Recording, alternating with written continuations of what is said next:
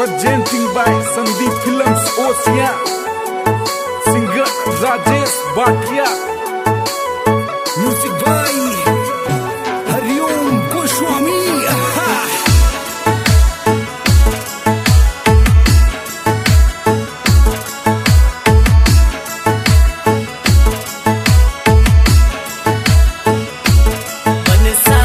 परदेसी लोग घर कदे आवो सा, मन साथे परदेसी लोग घर कदे आवो सा, मन सा बाटा जो दिन रात घर कदे आवो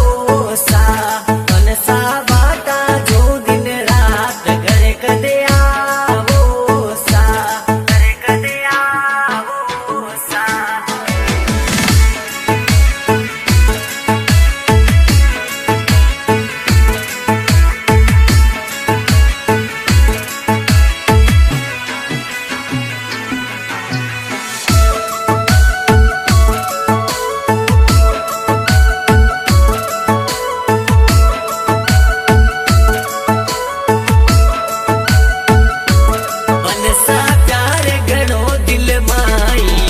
सतावे सा,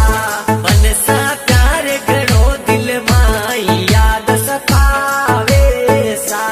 मन सा दिलड़ी है बाता थाने के सा, मन सा दिलड़ी है बाता थाने के सा, थाने के सा, मन सा थे परदेसी लोग घर कदे साथे परदेसी लोग घर कदे आवो सा, घर कदे आवो सा।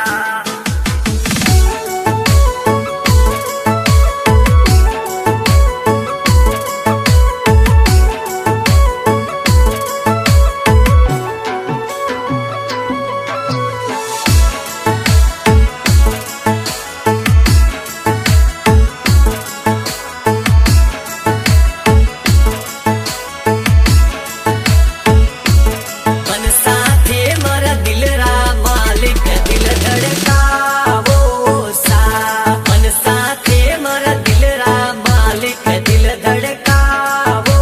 सा, ओ बन सा करे